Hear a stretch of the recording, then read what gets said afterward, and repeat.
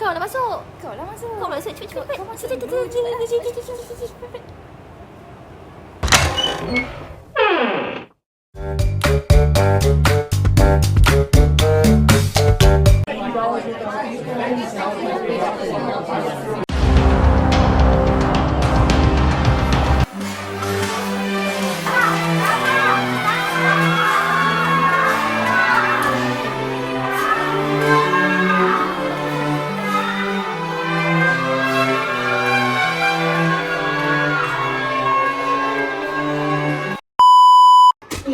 Raya Jumaat, Raya Sabtu, sama je.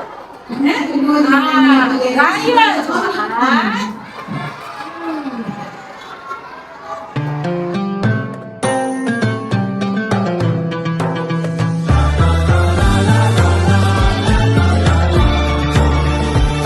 Pejam, celek tiba malam raya. Sedar-sedar habis sebulan puasa. Rindu teringatkan ayah bonda. Apa kabar orang tuaku di sana? Ingin bersama di hari mulia. Dan tak sabar cuma nak balik raya. Tunggu-tunggu dari buka puasa. Siap-siap dah pakai baju raya. Cepat-cepat ai naik kereta. Alah sayang, usah lama ngolintin. Sibuk anak copet-copet, jangan tak menyopet. Kan anda bilang tengah ngomekan sayang. Tunggulah sekejap, jangan membising tang-tungtang. Dah tak sabar cepat nak balik raya. Tunggu-tunggu dari buka puasa. Siap-siap dah pakai baju raya. Cepat-cepat ai naik kereta.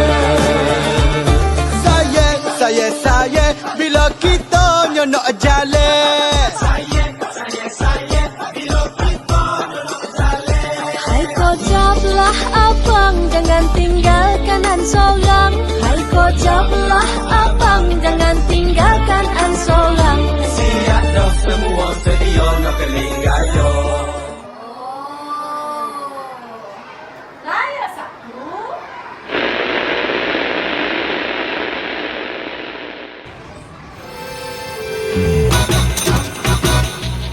Nak balik kampung. Kampung siapa dulu? Nak balik kampung. Janji aku bersamamu. Maafkan aku ayah. Maafkan ayah. Maafkan aku ibu. Ampunkanlah anakku. Hari raya yang pertama. Ku pulang kampung dahulu.